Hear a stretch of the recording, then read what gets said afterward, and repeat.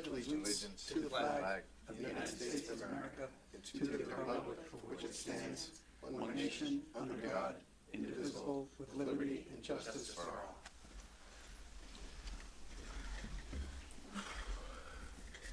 Okay, a couple announcements tonight.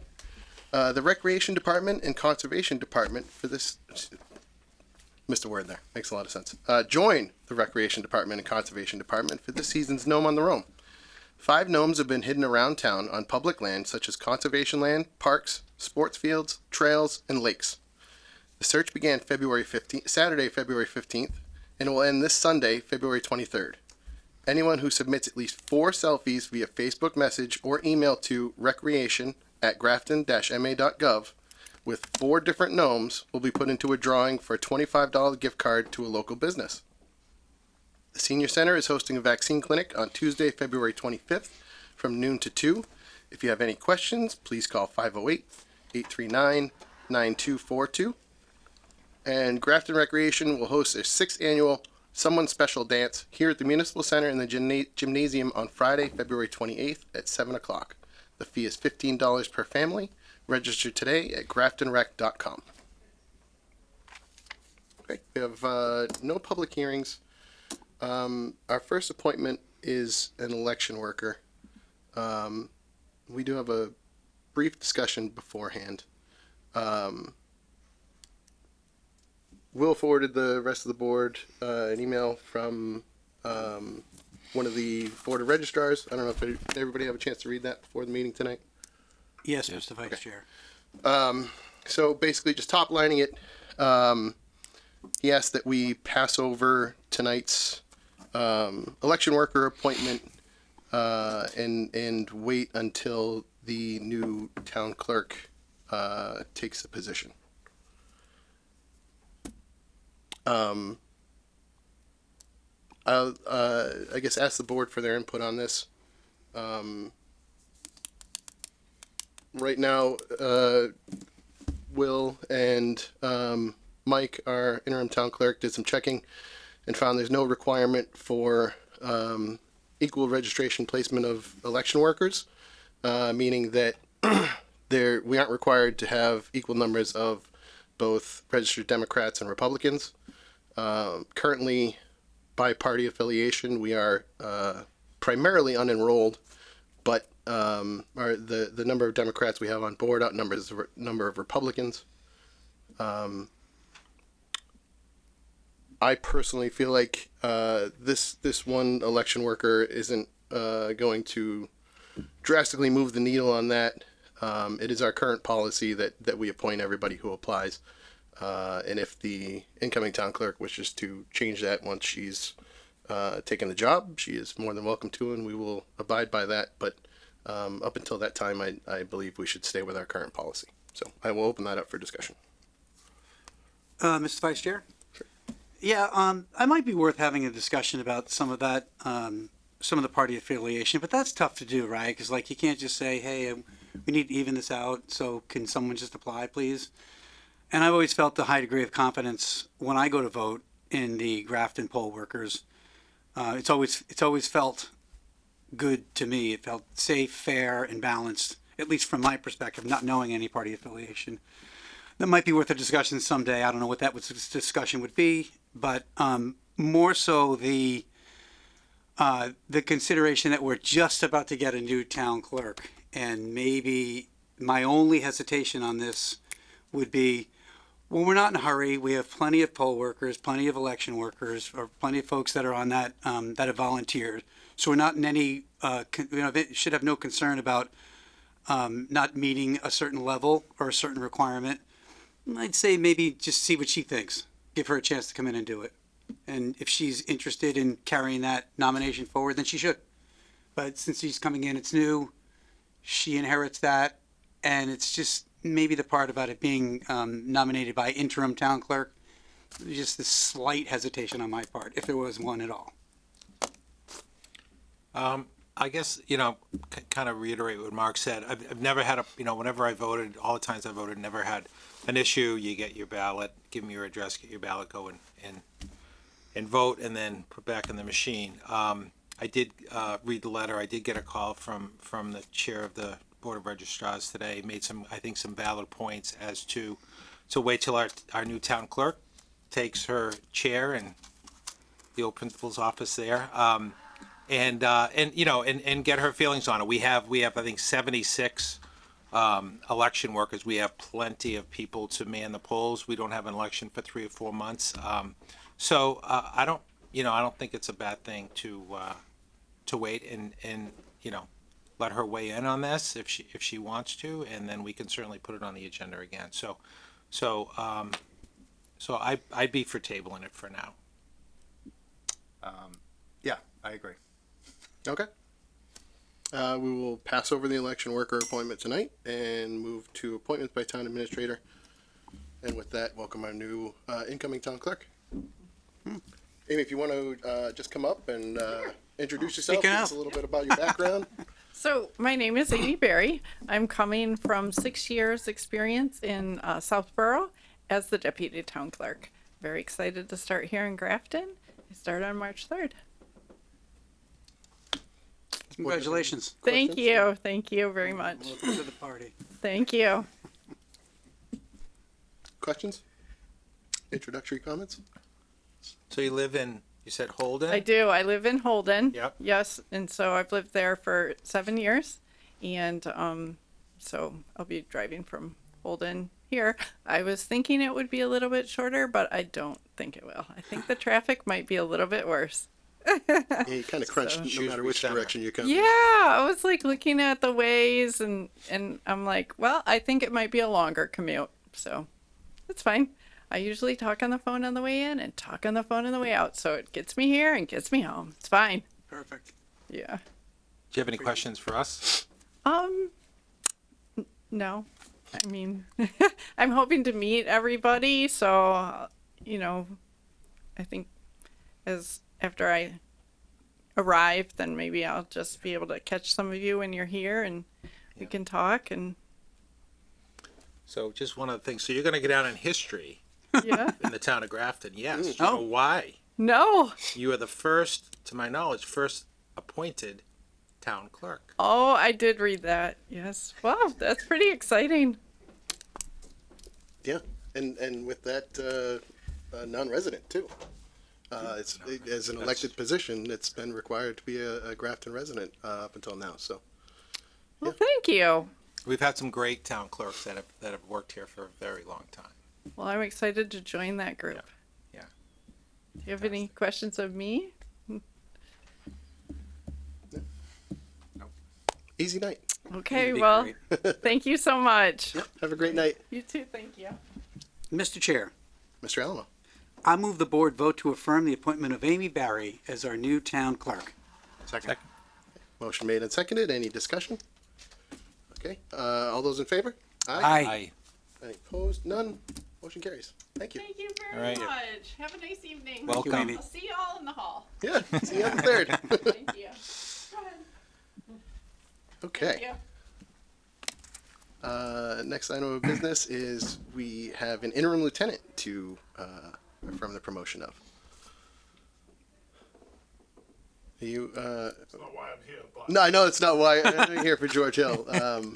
We just gonna move through that one or no? Yep, I have no information on this. All right, We can bounce. well, I mean, do you want me to come up and say something? please. Nick's at a fire as we speak, which is where I just was. So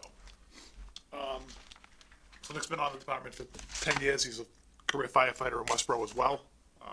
Perfect fit in the job. Well respected, well liked, and good natured. So would be it's a welcome appointment. So. Good. Glad to hear it.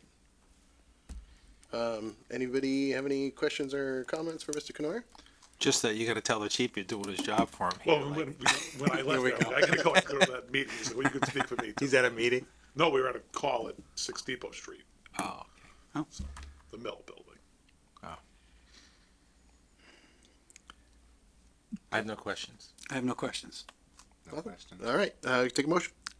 Mr. Chair, I move the board vote to affirm the promotion of Nick Ostrander to interim lieutenant at Station 3. Second. Motion made and seconded. Any discussion? Hearing none. All those in favor? Aye. Okay. Motion passes unanimously. Back to my seat. Appreciate your help on this, Mr. Canoyer. You want to keep him here and let him do his thing and get out of here? Or do you wanna He's go a in good order? ways down. We should blow through these quick. Okay, we have a one-day all alcohol license for Tufts. And Hello, yep, Jessica Scott on behalf of Tufts. We have a celebration of a professorship, about 35 to 50 people with a small reception afterwards. Elms Cafe is doing the bartending, and we have requested a police detail. excellent. Yes, we have everything we need from them in the updated packet. Anybody have any questions to ask? I do not. Okay, we can take a motion then. Mr. Chair, I move the board vote to approve a one-day all alcohol license for Tufts University on March 31st, 2025. Second. Motion made and seconded. Any discussion? All those in favor? Aye. Aye. Okay, motion passes unanimously. Thank you, Jessica. Thank you. Okay, one-day beer and wine license for Rushford and Sons, and we have Brian Goodman here for that. I see you on Zoom. If you want to unmute. Yes, hello, Select Board. Thank you for having me, as always. Welcome, Brian. Yeah, great to talk to you, everyone. So we are looking for the one-day license for the second annual Grafton Beer Fest. In lieu of having it at the Apple Tree Art Center this year, which was awesome last year, and really glad that we were able to have it at that location. This year, we're looking to have it at the Willard House and Clock Museum. Where it will technically be, and legally be held, ran by Rushford and Sons Brewhouse. All proceeds are going to be going to supporting the Willard House and Clock Museum, which, raising some awareness of great local beers and local businesses while also supporting an awesome local museum is kind of our jam and what we do as a business. That's going to be an awesome day. We have some great local breweries. We're supporting a great local museum, and hope to just serve. Well, I think I did beer and wine, but it's going to be all beer. Excellent. Any question or comment from the board? I do. Please. Hi, Brian. How are you? Very well, thank you. It's May 17, 18 as a rain date. So that's Monday and Tuesday. Do I have that right? May 17th should be a Saturday, and May 18th should be a Sunday. Oh, it's March. Sorry, I blew it. Yep. Okay. Quite That's all better. right. That's better. Time's just a construct. Can you just tell me- difficult to keep track of. Can you just tell me what it would be like? So when you say a brew fest, what does that mean? There's tents set up and Yep. So it's going to be. We're going to have sessions, which are going to be 2 hours. So it's going to be a blanket price, a $40, I believe $40, maybe 45. I don't remember. I have it somewhere on my spreadsheet. But it's going to be a ticket price, and you're going to get a 4-ounce glass, which we're not going to be doing 4-ounce servings. We're going to be doing 2-ounce servings. And you go around. There's going to be 8 different breweries set up. There's going to be a snack table, and you go around and you chat with the owners and brewers from the local breweries and do small 2-ounce samples of the different beers. And for 2 hours, we're going to have a band there. I'm not entirely sure which bands yet. Last year we had an awesome just Irish folk music, which I don't think they're available this year. I've been talking to a great local bluegrass group who's just going to do some great, bluegrass background music, and it's just going to be, you're not only just sampling local craft beer, but talking to the people that make that beer and talking to other people who enjoy partaking in that beer. It's going to be a great opportunity to raise some money for the Willard House and Clock Museum, who have become good friends of ours, and they're great foundation. I don't think I need to tell you guys about how great they are, but also have a good, safe time and celebrate some local craft products. thank you, Brian. You had me at hello. I say that all the time. It's nice to hear somebody else say it.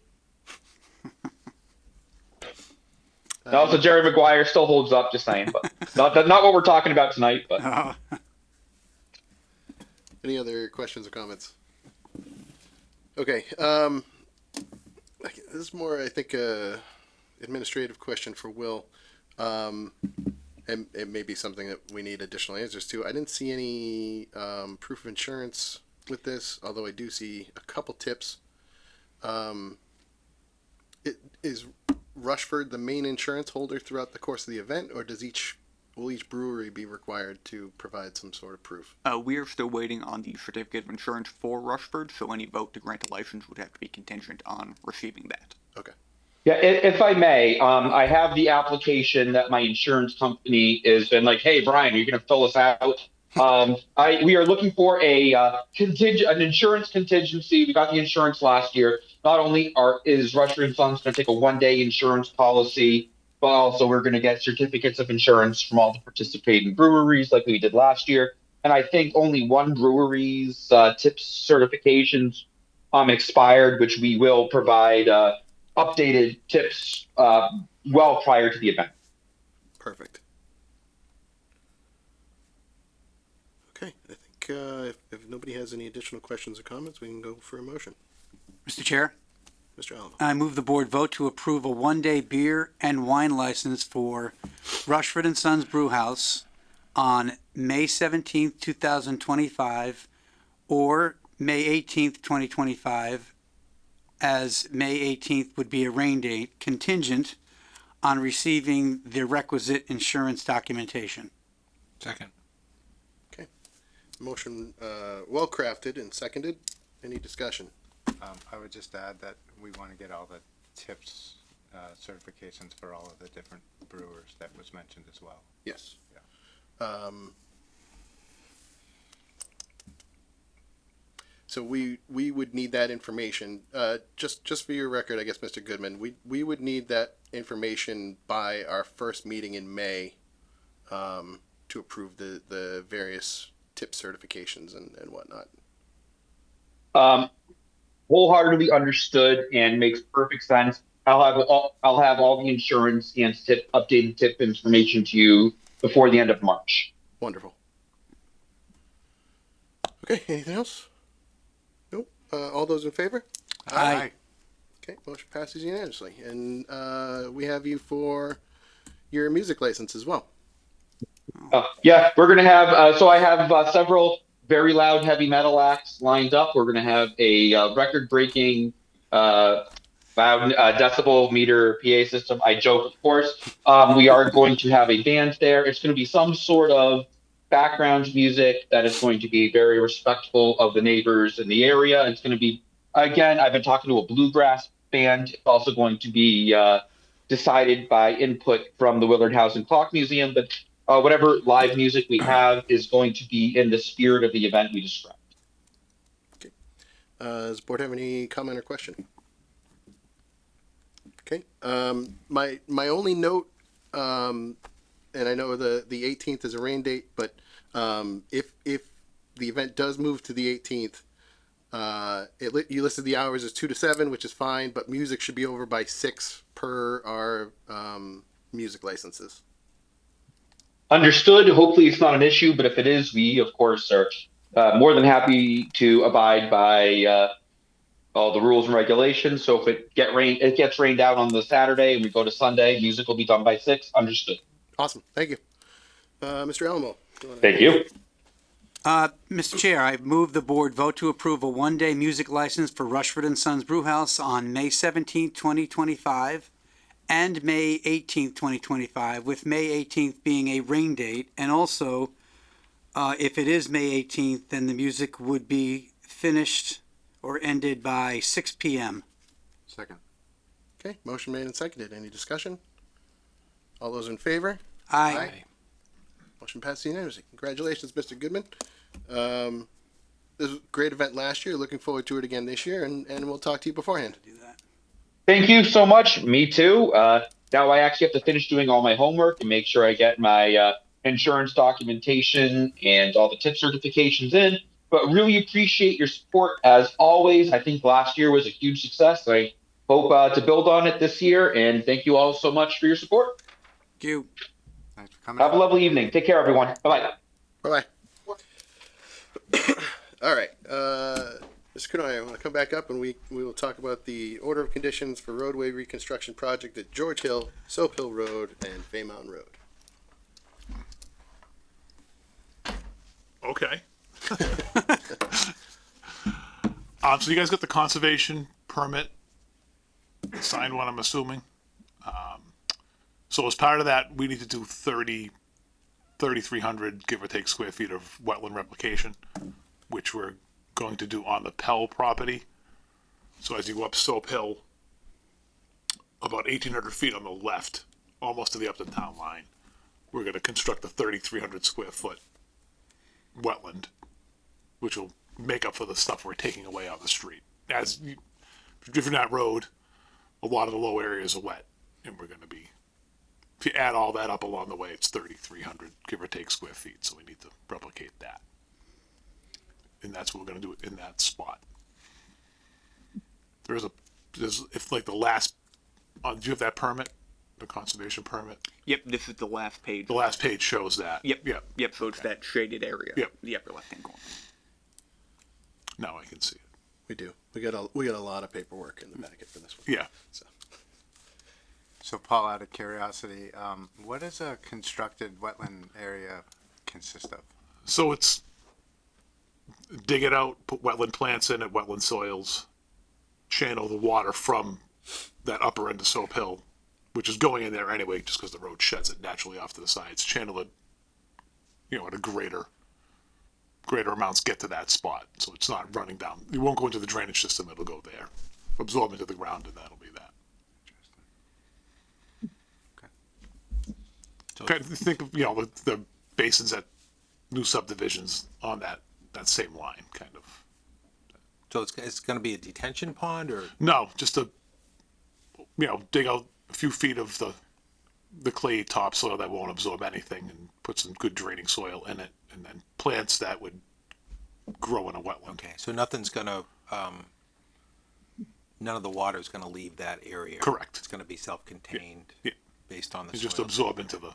All right, into so the area. nothing's going to come down to George Hill Road. No, and it's at 1,800 feet up from Yeah, George so Hill, it's so far, it's a long ways away from anything. All right. Mr. Chair, just a couple questions. So I know it's very wet up there. I know you're gonna do an incredible amount of work. The contractor is. Any concerns with this project we did on Stowe Road?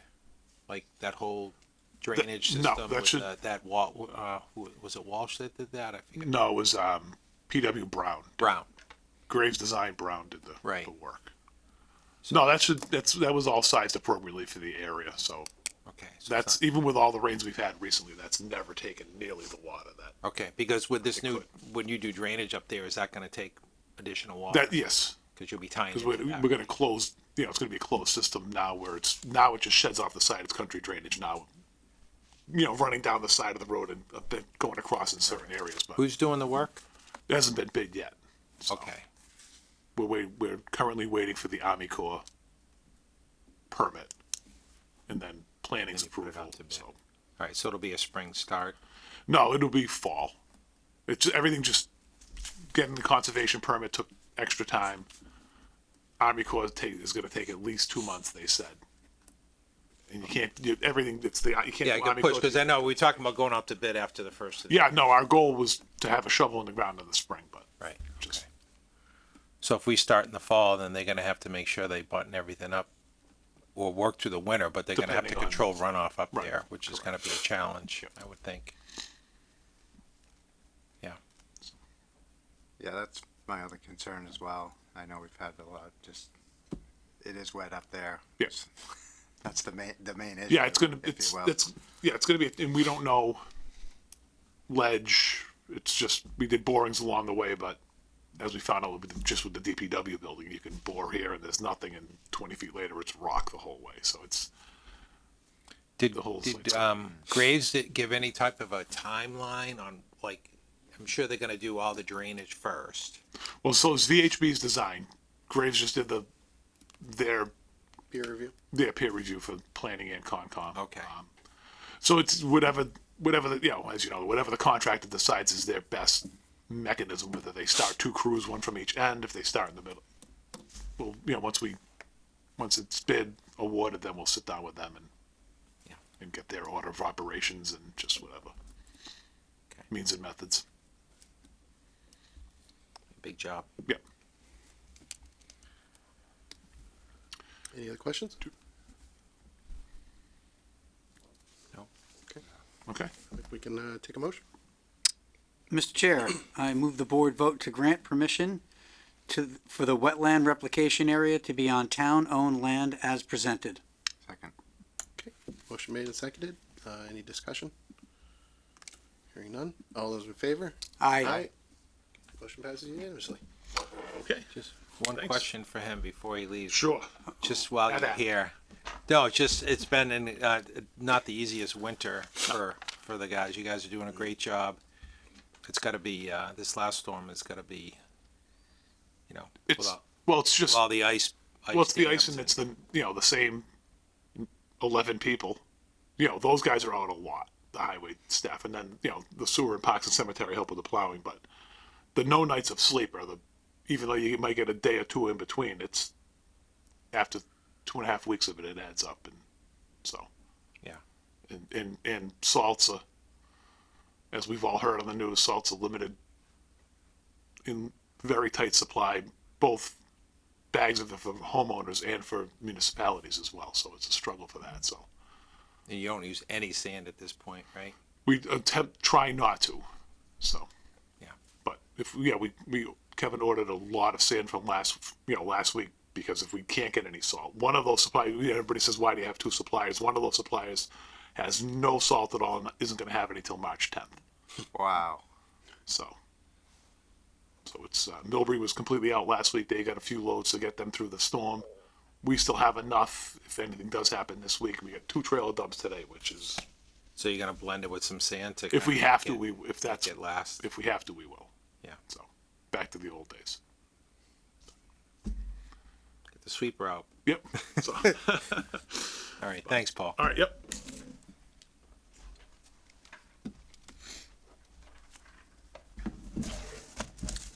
Do we need him for Meadow Lane? He's more than welcome to stay. You don't need him because it's going to be you ordering him to do something. Which is always so much fun. All right. I'll wait for the order. We know you love us. Okay, so next item up is a request for us to order the DPW director to create a layout for Meadow Lane. That request came in via our correspondence at the end of January. It was something that I believe they came in to talk to Evan about doing a citizens petition, and we guided them towards this route instead because while it says citizens petition is great, we still have to make the road layout before anything can move forward with that. So, kind of using this new order of operations. That's what's before us tonight. Any questions or discussions on the item? The only thing I'll say is I cannot believe that this extension of Meadow Lane. I thought we had accepted this as a public way, but it's just mine. It's like 20 years old, and we've just never. And McGill is, and associates have never asked us to accept it. As far as I know, if they did, we dropped the ball. But I don't remember it. I guess, but we should do it. I don't see any reason why not to. So, Sounds like a motion to me. Yeah. All right, Send Mr. it. Chair, Mr. Alamo. I move the board vote to order the Director of Public Works to create a layout for Meadow Lane. Second. Okay, motion made and seconded. Any discussion? Hearing none. All those in favor? Aye. Motion passes unanimously. Okay, next up, we have the Hazard Mitigation Plan Committee update and the status of action items, which Fiona is here for? Yep. Correct? Okay. Fiona, welcome. Hi everyone, how are you? Doing well, how are you? Well. Good, thank you. So I'll just give a brief overview. So the hazard mitigation plan has certain requirements in it that the planning board is and the planning department are tasked with kind of staying on top of, which admittedly, I am aware that those minutes are dated July 2024. So we were a bit behind on getting these approved. But the Hazard Mitigation Committee that was appointed prior to my time in Grafton did meet in July. We went through the plan and we went through the recommendations in the plan and did a status update of those items and took the appropriate votes. That meeting was a public meeting. It was advertised in the paper. We solicited public comment. We didn't receive any public comment on the plan. Unsurprisingly, because I don't think hazard mitigation is people's forte, but this is just kind of part of the process and just getting kind of the information approved by yourselves is the final step, and then we'll repeat this process again in later in 2025 with the committee. Happy to answer any questions. Does the board have any questions? Okay. I'll say I found it to be an interesting read. I'm sure it's not everybody's cup of tea, but if you have any questions on how we plan to treat things like invasive plant species, floodplains, fire suppression, emergency evacuation routes, all sorts of stuff like that, it's all found in the meeting minutes in our packet tonight. So. With that, we can take a motion. Mr. Chair, Mr. Alamo. I move the board vote to approve the minutes of the Hazard Mitigation Committee annual meeting and the status of their action items as presented. Second. Okay, motion made and seconded. Any questions or discussion? Hearing none. All those in favor? Aye. Motion passes unanimously. And Fiona, you're sticking around for the next one, the determination of completeness? Yes, I'll be around for that one as well. Thank you. Thank you. Next up, we have the determination of completeness from High Point Estates. We have Mr. Hingarani here. I believe his counsel as well. Yes, good evening. Good evening. This had we've discussed this before at the board level. I believe it was contingent upon kind of crossing some T's and dotting some I's with the remaining 3 lots that were available and something else. Am I forgetting something? That's correct. Yeah, we were finishing up a few items under the settlement agreement. The 3 lots have now at this point been conveyed to the housing trust. The zoning board has issued a certificate of completion. And there was a payment that my client has, a donation that my client has made at this point to the town as well. So all items are now complete. This project is 20 years old as well. I heard a comment earlier about another older project. So we are here to pave the way, if you will, to street acceptance at this point. Wonderful. Does anybody have any questions?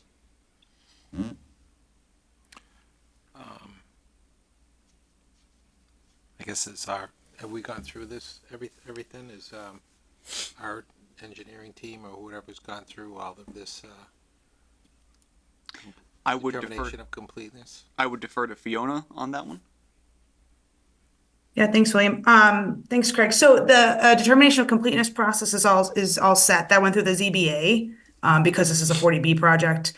The planning board referral to town meeting for the road acceptance hasn't been done yet, but that will be shortly after this meeting this evening. And then all that's left is the layout hearing for the applicant and the select board.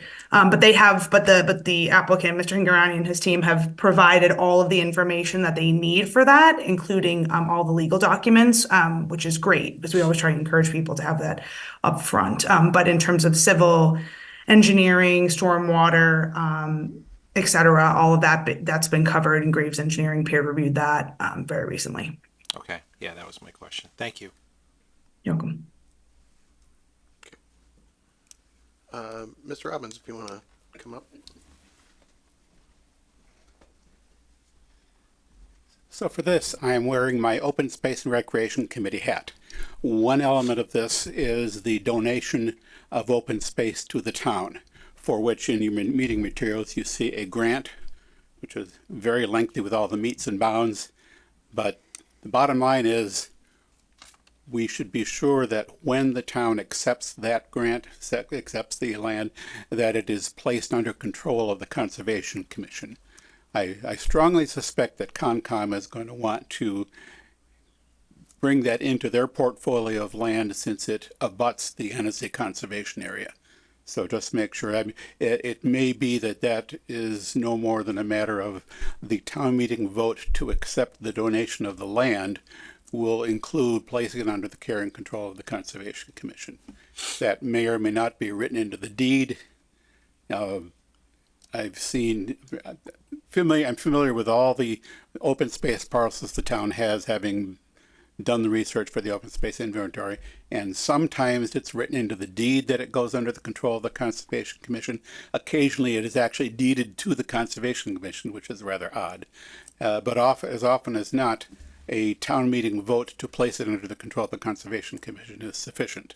But in any case, I think Conservation would be interested in basically attaching that to the Hennessy Conservation Area. So something to keep in mind as we prepare to bring this to town meeting.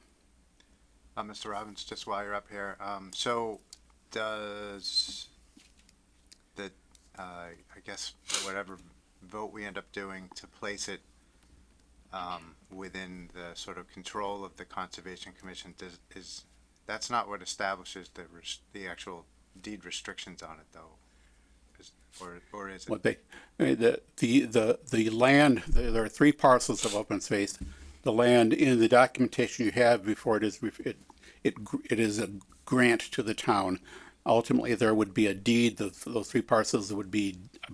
You can double check this with the town council, but my understanding would be the 3 parcels would be deeded to the town, and then the town meeting vote would place them under control of the Conservation Commission. Deeding them to the town as open space is minimally sufficient to make them protected open space. But ideally, we place them under the control of the Conservation Commission. As I said, sometimes that's written into the deed itself. Sometimes it's the town meeting vote that accepts the land that puts it under Concom control. I'm not sure if I answered your question. Mr. Chair. Okay. I'm sorry, Matt. Yeah, no, go ahead. Okay. But that's not something we're referring tonight. We're just referring the acceptance of High Point Estates to the planning board. Right. So that other, yes. It's part of the process, and ultimately, when the paperwork is prepared, between the deeds that ultimately get prepared and the town meeting votes to accept the roadways, which is one, but sometimes that's combined into one vote to accept the roadways and the open space, but it can also be separate. That's sort of, you're not at a point where you're deciding that. I just want to make sure that the bug is in your ears so that as the paperwork gets prepared and it moves towards the town meeting vote, that we've taken that into account. But yeah, so that's no action needed tonight, but I want to make sure everybody's aware that that's where the town should be going with it. Okay. Does anybody have any additional questions for Mr. Robbins? I don't need to say anything else. As always, if you want me to say something more, you can ask, but you really don't want to do that. You don't want to get me started on rambling on stuff. All right. Because Mr. McCusker has been such a guide to us throughout this process, is there anything that you'd like to come up, add, clarify? I'm just here if anything comes up. Okay. Had a feeling, just wanted to offer you the floor if needed. Yeah, if there's not any other comments or questions from the board, I think we can take a motion. Mr. Chair, Mr. Elmo. I move the board vote to refer the acceptance of High Point Estates to the planning board. Second. Okay, motion made and seconded. Any discussion? Hearing none. All those in favor? Aye. Motion passes unanimously. Thank you all for coming in tonight and recapping the project for us, and happy to check this one off and get it off the books. Thanks very much. Have a good night. Thank you, everybody. Thanks, Fiona. That was was in the planning board when this project was approved back in like the late nineties. How's that feel? It took a long time to get it done. Do you feel old? Long time. You was here too? So next item on the agenda is review of the select board goals.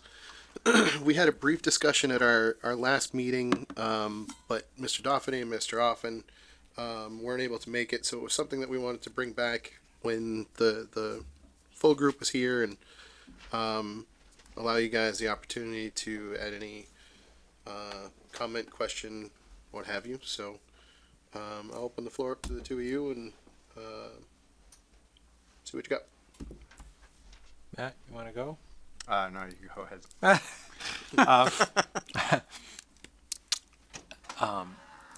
There's a lot here. It's pretty challenging list here, and I know it'll be a work in progress. So, and everybody's kind of put their priorities in here. Just one thing kind of sticks out to me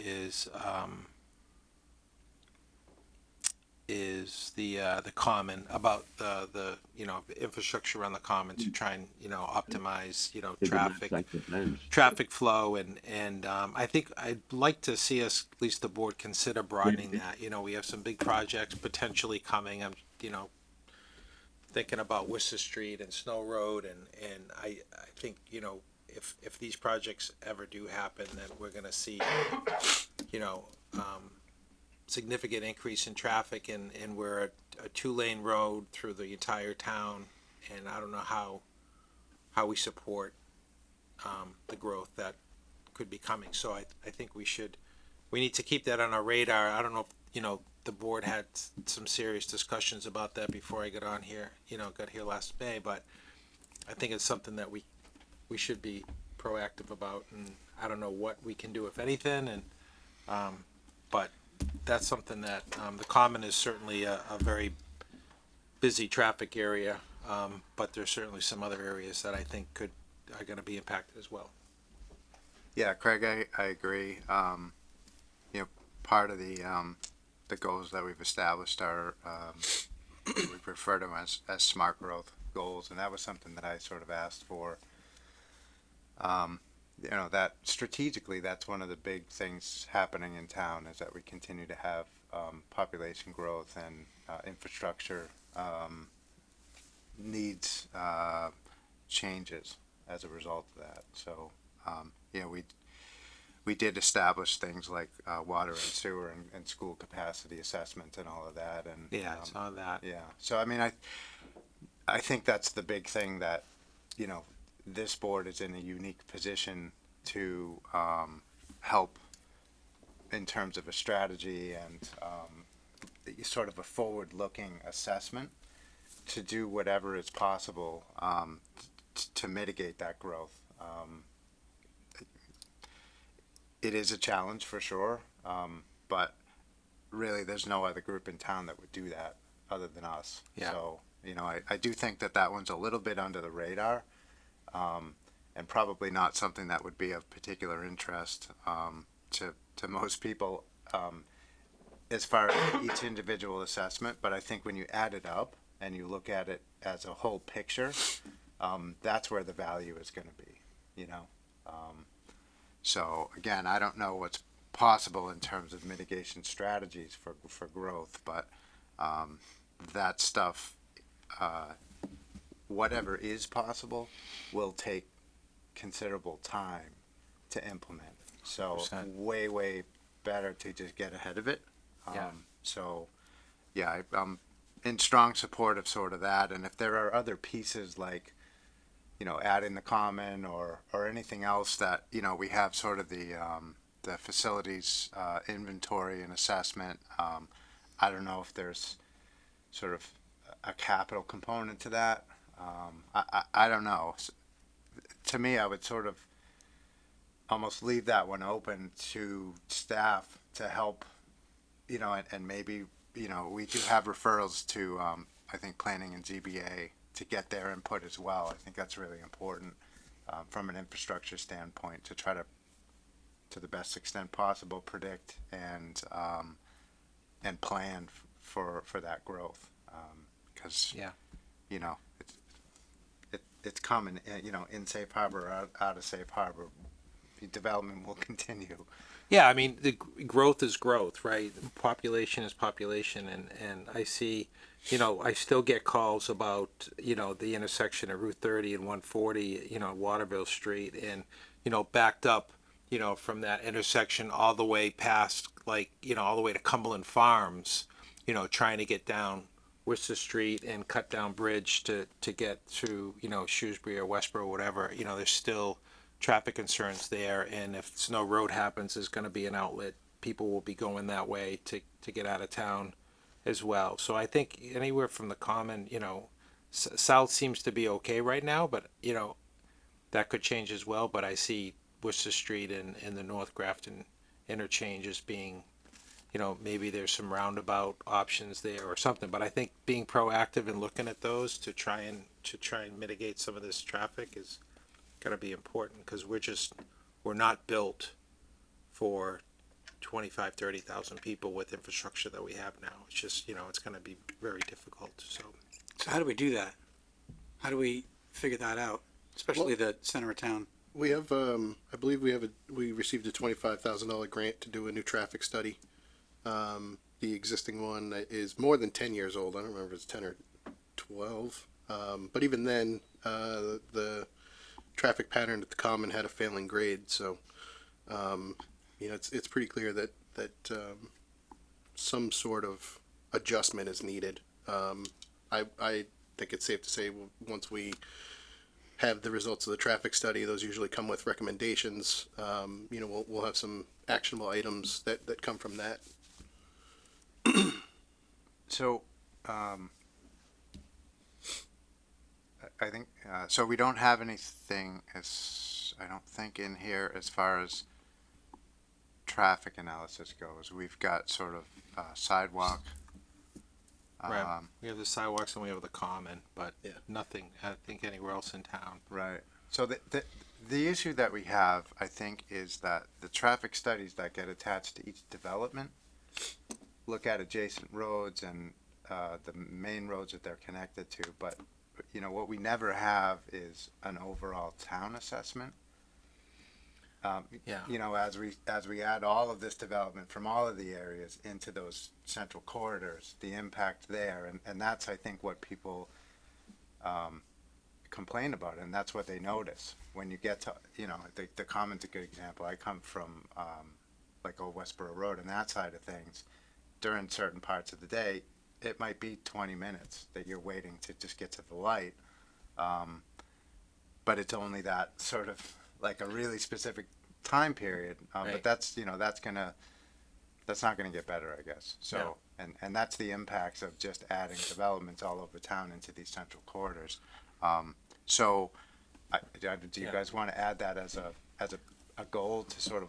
Right. Well, if we look at the overall- developments that, you know, that are targeted right now, right? If you could say, do a what if these were built out, what is our traffic flow going to look like, right? And as far as the center, I mean, you know, this is going to be an unpopular subject for a lot of people, but, you know, the boulevard being one way is a problem. It's a major problem, because you're dumping more traffic up onto that Common that doesn't need to be there. Somebody coming up Worcester Street that wants to get down North Street, they have to go up and around One Grafton Common, and you're putting that traffic up there where it doesn't need to be. And I know we'll lose a little bit of parking, which is, you know, certainly a hardship, but that was always two-way until we did the major renovation of One Grafton Common. And then when that was over, the board took it up. I lost twice to make that two-way. But I think it's a very easy thing to do to relieve some of the traffic up there. You know, and we wouldn't have to do anything. There would be no money spent to do that.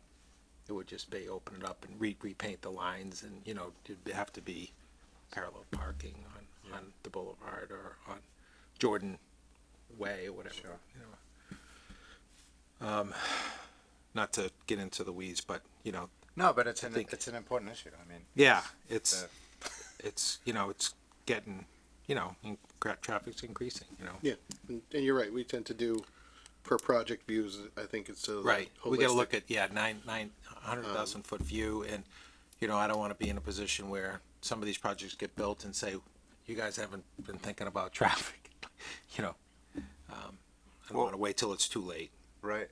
Then I think I'd recommend that we add something specific in the smart growth area then about road infrastructure in the town overall.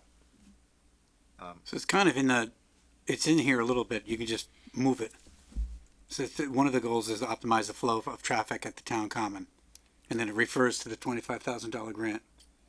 So maybe we can move that down to smart growth. And broaden it maybe a little bit. I really do think we need to look at traffic overall in town. Because although there may be some specific things we can do in the common area, there may be other sort of choke points that we want to look at. And again, like, I think about the grant process, and if we need, many things we might consider would involve the state.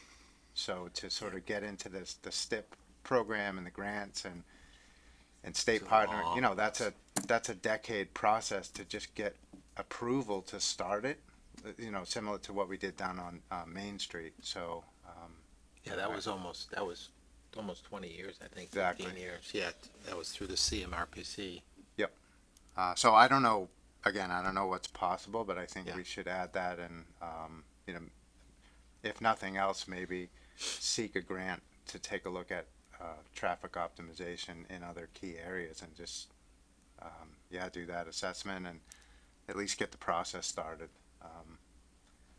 Because that is, it's one of those things that it's just not, you can't do it quickly. So, Is that grant specific, or could it apply to what Matt's just referring to? Like the entire town? I believe it is specific. They had a kickoff meeting for it last week and focused just on the area around the common. Okay.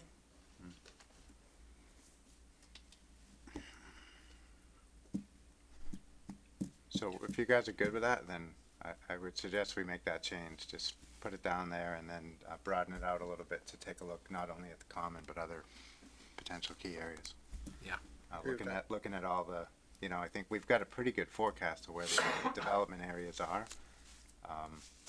But I know, planning periodically takes a look at where the other growth areas are, where development could happen.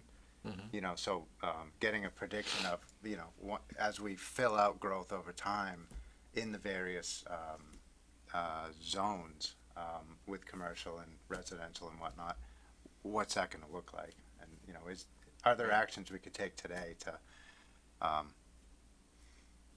was going to say pave the way, but that I won't. I guess I just did. Anyway, to prepare. Yeah, it just should be a priority for us, I think, looking at that. Okay. I'd agree with that. Anything else? Just one last one.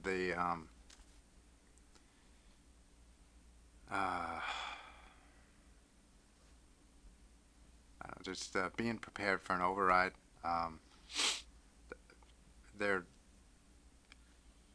We've got some economic goals. I'm not sure what specifically I would ask for in terms of a goal, but residents will be asking, what's the town doing to, and what has the town been doing? We've all been involved in the budget process and the vetting of the various budgets throughout the years. But it just, once again, seems like we're at that doorstep of considering another override, and the questions will, inevitably come up around what are we doing to, manage our way out of repeated overrides, because here we are at our third one. So I don't know what that looks like in terms of a goal, but I'd love some analysis on what's possible. Because I've been on the board for a few years now. I've watched boards before me come and try to tackle this issue, and it's not a simple one necessarily, but it is something that if we have any chance of extending the number of years between overrides or preventing overrides, it's got to be something that every single year we keep our eye on in terms of the budget process, and we guide our decisions based on that goal, balancing all of the needs of service needs in town against that goal. So I think there's something in there, and I'm not quite sure exactly what that looks like, but I'd like to have some kind of stated strategy around that to address resident concerns when they ask about what have you been doing, what will you do? Because that will continue to come up, as it should. It's a very legitimate concern, and it's one that should be addressed by this board. And right now, it sounds like you're thinking that's more of a ongoing, see where we're tracking thing than talks about this May specifically, or the upcoming potential override. I'm not linking this particular goal to the upcoming override, but it may help.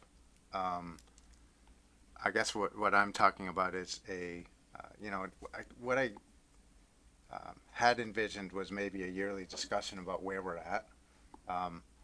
We kind of have those discussions because we talk about where we're at in terms of levy capacity. That conversation happens every year. So where we're at today should be no surprise. But people forget. And I think boards, it's not as urgent of a concern with boards until you are in those last years. And then you start employing various techniques to try to stretch what remaining levy capacity there is. But I think what ends up happening is that when when an override does happen, then that pressure sort of, you get some relief from it for a number of years. And I think it's that period which, if we can be reminding residents and having a more strategic focus on communicating where we're at and how the budget process works, and as we make decisions, for example, to add staff, because that's sort of our main budget driver, right? That's massive. That in healthcare. Massive, that in healthcare, yep. But we need to be reminding people that, here's the impacts on the services, and actually this is impacting our levy drawdown. So again, I'm not sure exactly what that looks like, but just a more deliberate focus on that year to year, and not just in the years where we find ourselves at the end of the levy capacity that we get from an override, I guess. So I don't know, I guess I would just ask for some thought on staff's part as to what that might look like, and thinking about that as something that almost it should be a yearly focus, I think, during budget season. Yeah, Mr. Chair? Mr. Alma? Yeah, I agree. Full transparency. We need to talk about it more. But we do. And the hard part is not so much that we're not doing it. It's how many people are tuning in to the discussion. When you go through the budget, I've done this a few times now, more than a few times with Mary and Evan. Nobody really wants to go through the line by line stuff. And that's where the magic happens. That's where the important stuff is. So when you talk about services and what's important, you can see it all in black and white and in red. And how do you get people psyched up to watch a budget review line by line? And there's hundreds of lines, pencils, roads, whatever, snow removal, everything, staff. And so 100% on board. How that happens, I don't know. We just need to keep talking about it, I guess. And maybe arguing or not, whatever that is, whatever it looks like. Totally on board. Because it's eye-opening. It's pretty sobering, too. It's pretty, and it's very, very important. And I find that, you know, talking about that is the best thing with people that ask about it. Because, you know, you say there's services, and there's like all these services that people think they're getting, and they do get those services. But people don't understand until you're told and you see it, the escalating costs in health insurance, which is but one, not small, important line item. And then you can just go back and say, well, what? This really not about as much, because I think we actually manage it really well, in my opinion. I think the town budget is managed pretty darn good.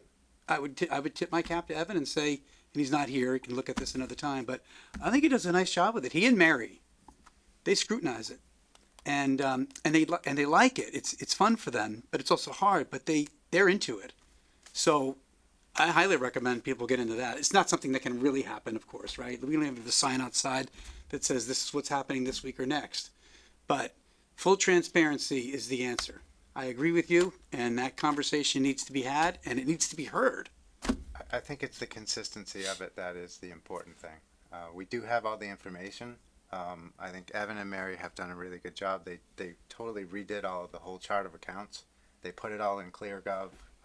We've had varied, versions of that throughout the years, but not ones that are up to date and in an application that you can just click through in the way that we do now. So yeah, there is full transparency in terms of every check that we write to every vendor. I mean, it's amazing how much information there is.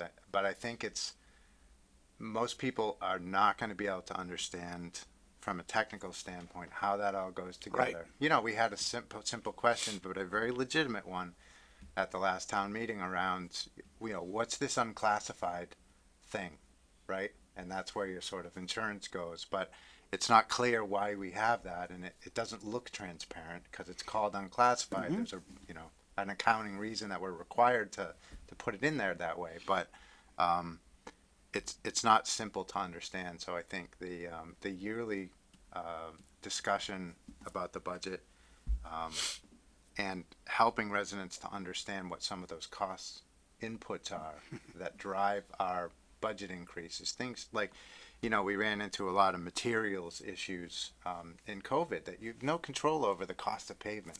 I mean, that's just not something that we can manage. So you're doing less road miles when your costs go up because we have a fixed amount that we can put towards that. I mean, that's just the way that it is. So we have a lot of things like that just are out of our control. But it's difficult to, I think we're doing a little bit of a disservice if we're not talking about that on a more regular basis in a way that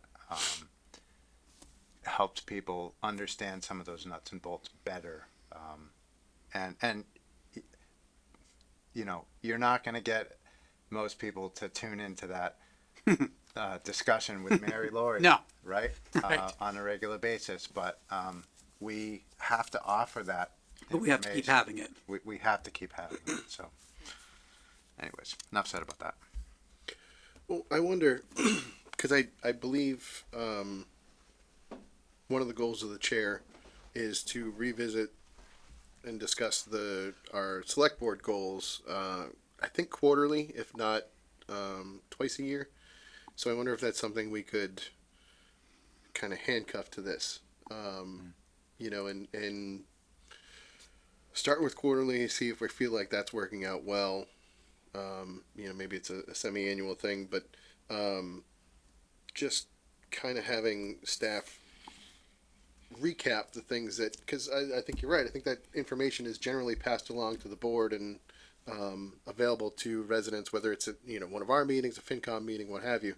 But if we had, for lack of a better term, a running list, that items that Evan has already shared with us in the TA report that then go into this kind of compiled thing, that helps gives the board a decent recall of actions that have been taken, over the past couple of years. Because, like I said, I think it's all out there. It's just a matter of people have to go out and collect it. So maybe this becomes a cue that we have a quarterly check-in about that and just kind of recap.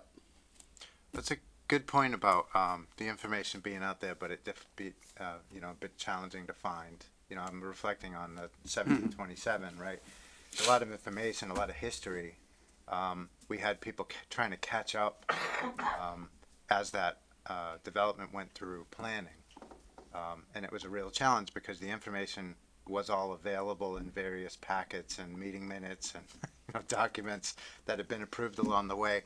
But for somebody to actually, you know, want to review all of it, to take a look at the history of it and how it all gone on, all of that, it was nearly impossible. And so these sort of budget discussions and where we're at as a town budget-wise, I think a similar treatment might be in order to understand, so that you know, because when I think about, yeah, I think I was the chair of FinCom when we discussed the last override. You know, we're on plan.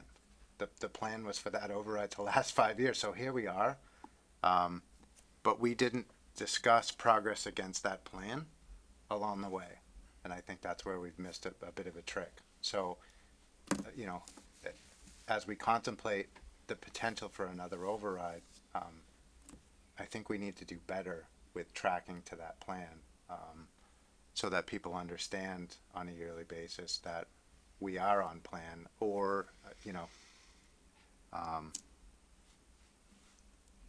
to help them understand, as you know. So, for example, one of the concerns that I had fairly early on in the last override was Evan came into town, and this wasn't really on our radar, but he had a plan to add additional police officers, 5 of them.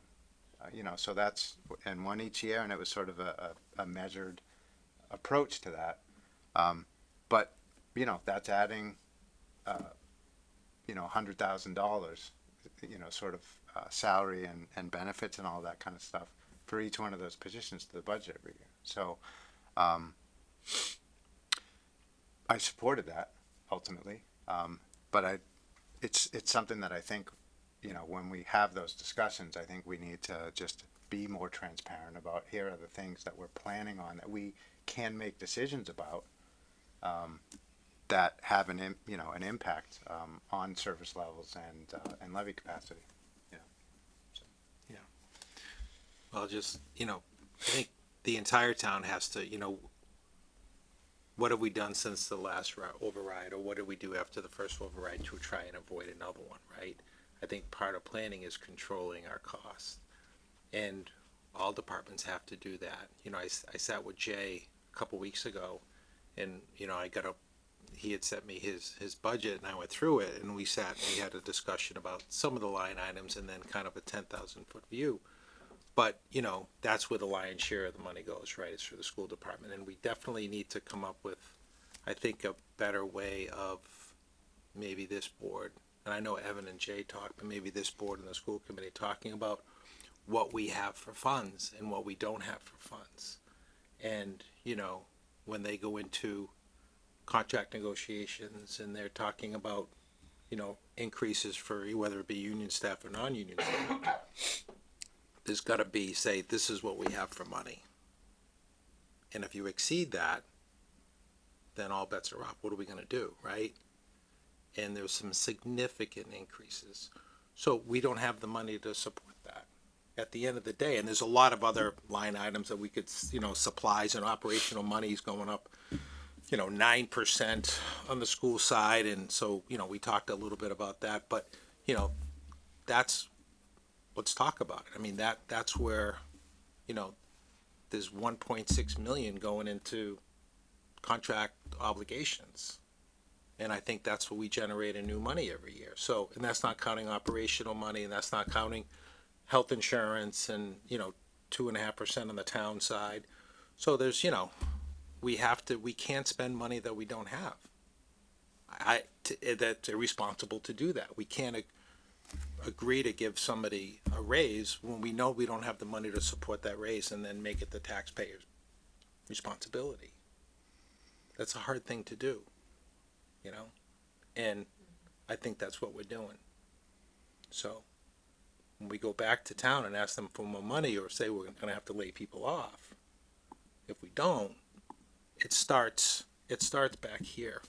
So I think, and I'm not saying any of this is easy, but I think that's part of the program is we have to be careful about what we agree to, because at the end of the day, we have to fund it.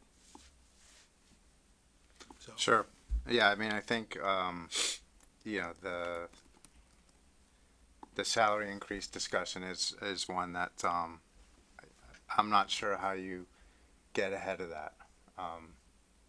Like, cause it's not, you know, as you're sitting across the table from, you know, the union reps, I know. right? Yeah.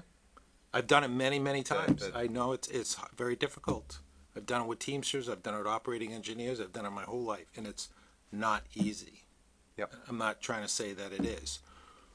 But, you know, I was on the private side, we were careful because what we ever agreed to, we had to go out and generate more revenue, more sales, you know, to be able to fund those increases, because then they don't go away, and then the next year, Sure. there's another one on top of that. So, you know, when you give out a 6.7% raise, it's a big raise, and the next year there's another 6.7.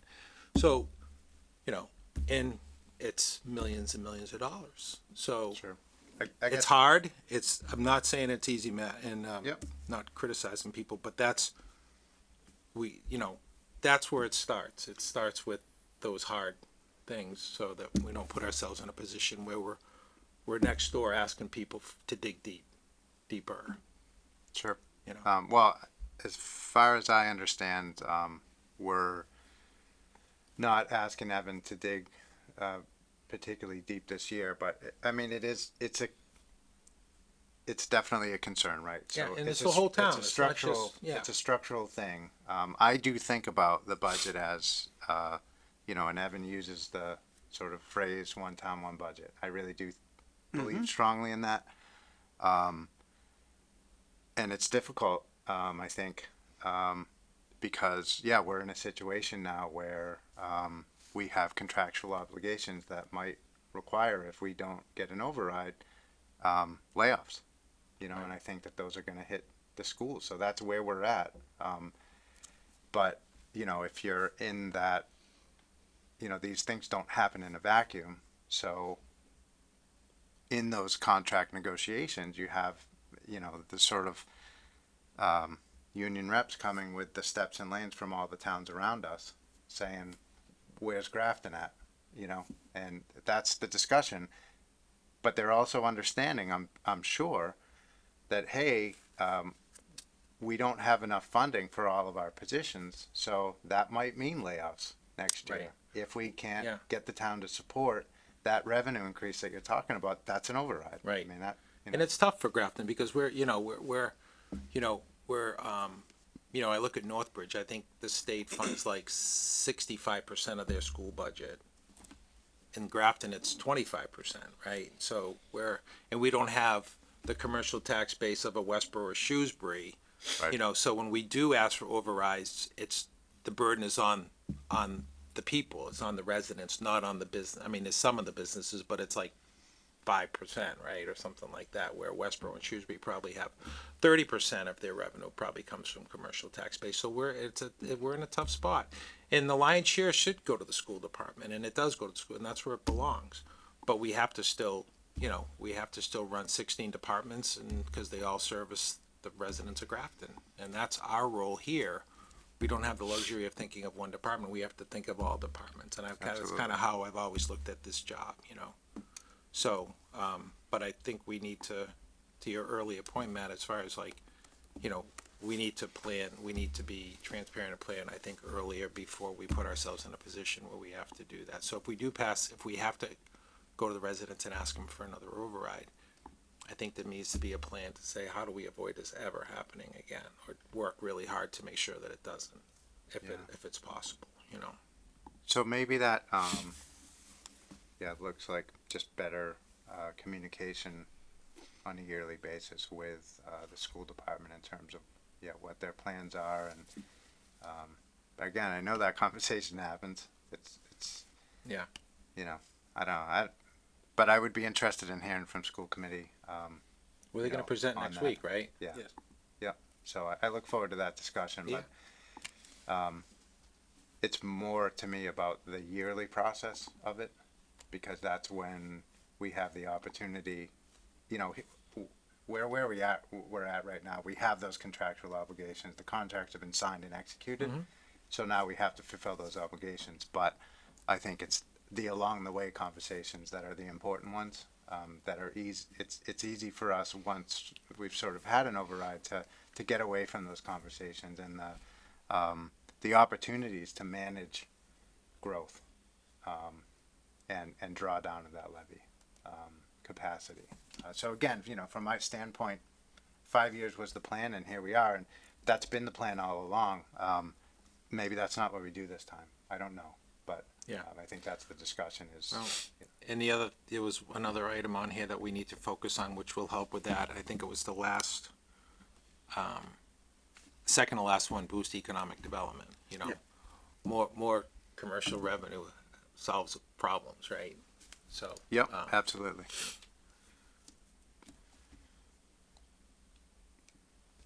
Okay.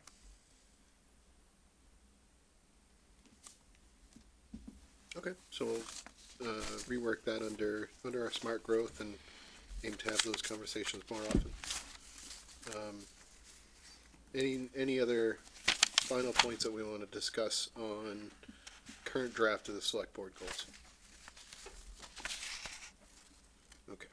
I think we can put the bow on that for tonight, and have Amber take a run at updating those for our next discussion. And I'll move us on to discuss the upcoming fire chief evaluation. This was another discussion that we had at our last meeting. We read through the fire chief evaluation, which we had seen examples from other municipalities that we liked, and combined them to make our own here. But again, as we didn't have a full board last time, giving the full board an opportunity to weigh in on this. One of the points I made at the last meeting that you may have seen in the town administrator's annual evaluation was that we were using the 1 to 5 scale with him, but the outstanding, good, satisfactory scale for the fire chief. So it was Evan's request that we shift to the model that we're using for the fire chief for him as well, and just kind of standardize some of that language and treatment so that it's consistent across the board. If anybody has any questions or anything that they want to discuss on the fire chief evaluation, go for it. Now, this is for us to do. Yes. So I guess my question is, I think the evaluation is great. I mean, I think, you know, it covers all, you know, the things that it needs to cover. It's just difficult to do an evaluation of somebody that you don't work with every day. It's like, I have no idea. You know, I've done evaluations for employees my whole career, and it's people that reported to me, and that's people that I worked with, and I knew their behavior, I knew what they were good at, I knew what they needed to work on. I knew if they showed up for work every day or they didn't. You know, this is impossible. I can sit with him and have a discussion and get a feel for how he operates, but that's not watching him or you know, or managing him or seeing how he is with his people, with policy, with, you know, leadership. I mean, it's how do you evaluate somebody that you don't work with? It would be a complete. So to that guessing point, game. yeah, I'm comparing it, you know, mentally to what we do for the town administrator evaluation. We certainly work with the town administrator more than we do the fire chief. We had initially discussed making sure the chief was in here on a quarterly basis just to catch us up on things. That may be something that we want to, you know, take a firmer stance on, and maybe we come up with some criteria for what he discusses when he's in here, and keep it a little more structured. I think we've kept it a little loose and conversational in the past. I'm wondering similarly with the TA again, because I think it's a valid point. We only see what we see. We don't see the interaction, with staff. But in the instance of the town administrator, we do department head interviews. Maybe there's an opportunity here for us to meet with other fire department staff, station captains, what have you. I believe the town department heads volunteer to be added to that list, so maybe following the same structure there, so we can have some discussions with the crew and see how they feel things are going. Can also, Mr. Chair, sorry to interrupt. No, please. And I'm sure you do this, Craig, and everyone else does too, but just go over there and spend time there. Walk around. He'll take you for a tour, show you everything. Some of that will be on here, and how you can observe interactions with him and the staff and people coming and going. That's helpful. But probably, I think it's a fair point for Andy, adding a few people to the mix that we can talk to and just get to know him through them a little bit better. Although it's a good call, Craig, I agree with you, but having spent some time over there, I feel like I probably could do most of this pretty well, pretty accurately. Good call. I'm not there every day. It's fine. But, Yeah. I mean, you could eat off those floors. So it says something. And I'm not saying that like to try to be humorous Right. or use that as a simple example, but it's an example. It's one piece of criteria that you can extrapolate out to other parts of discipline, structure, accountability, and many other things. I don't think it's necessarily bad either that, if any of the board members want to try and set up individual meetings with the fire chief and have discussions with him, ask questions, float ideas. I think he'd welcome that. He's been very open to Yep. suggestions that we've had. So I think, I take your point, Craig, and I think I feel comfortable, similar to Mark, with much of what's in here, but there are some gaps, right? So I can definitely, we all have a sense because of the appointments and where he comes in with things like training and recruitment and retention and those sorts of things. But there are questions on here like, is he creative in decision making? I don't know. Right. Well, that's my point. I mean, listen, I think the board made an excellent choice. And, I have a feel for the 10,000 foot view that that Eric is doing a very good job. But, it's a difference between, walking through this and really, when you put your name to something, you want it to, for me, I want it to mean something. I want it to be based on real information, and we're just not in a position to have a lot of that. Totally agree. I think we should be directive about what we want in terms of updates on that quarterly basis, and we should take the gaps that we identify in this, where we all, the board collectively should look at this and say, what are the questions that I don't feel like I could answer right now? At the end of the day, the fire chief reports to us, so it's our responsibility to manage that position. That's where we're at. That's what the sort of strong chief provision says. So we have to take that seriously, and we have to fulfill that responsibility, that obligation to the fire chief. So I think in order to do that, what we need to do is to say, what kinds of updates have we been getting, and what do we need to add to that to be able to, or we need to strip this down a little bit and take some of the pieces out that we're just not, maybe there are things It's too in here. detailed. and Yeah, not that we're gonna just get never going to there. be comfortable with. Yeah. And I'm okay with that. But I think, I don't want to be, I hate doing that, trying to answer a question where I'm guessing, and I don't like putting like not applicable because, Right. because it's just it's not the right question for us to be trying to answer during an evaluation. So I like the form. I do think, what the board needs to do now is to just do a little bit of a gap analysis and just recommend to the chief the kinds of things that he should be bringing as far as financial management. Like that's a good area where You know, maybe we could just, you know, we don't sit down with him to talk about budget on a yearly basis, but maybe that's something that we could ask him, Yeah. you know, for an update on, and those sorts of things, to just cover those pieces that we're not as familiar with day to day. Yeah. No, it's a good idea. Thank you.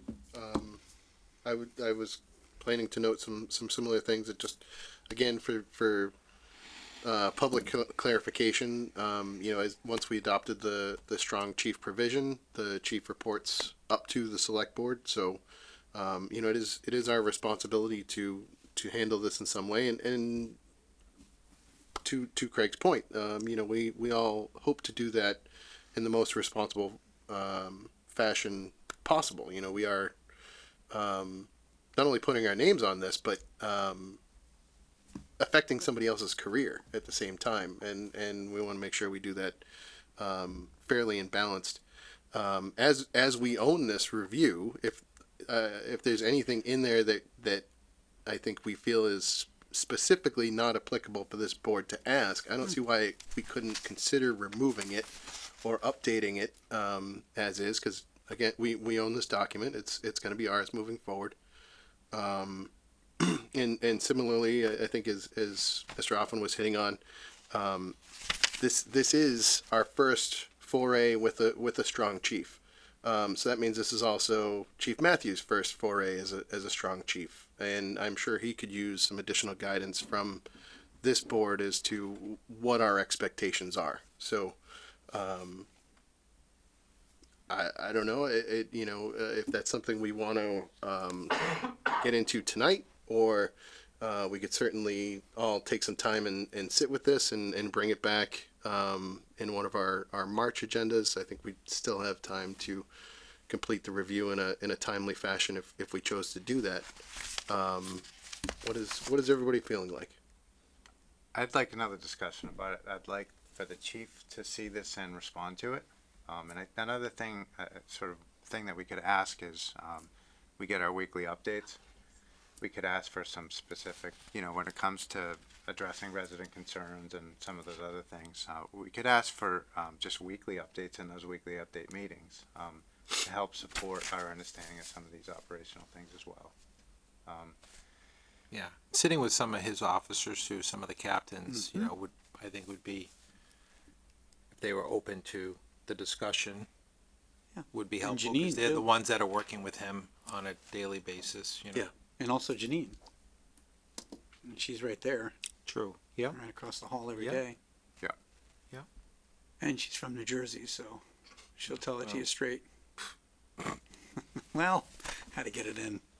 Mr. Chair, if I may, someone has their hand up and would like to make a comment. I don't know if you noticed. I did not notice. It's been- Sorry, go right ahead. I'm good. Matt said weekly report, that's what I wanted to. If you want to come up and just introduce yourself. Sorry, Tim Barlow from High Point Estates. I'm on the development team. They were just unclear if you were gonna sign the Mylars tonight.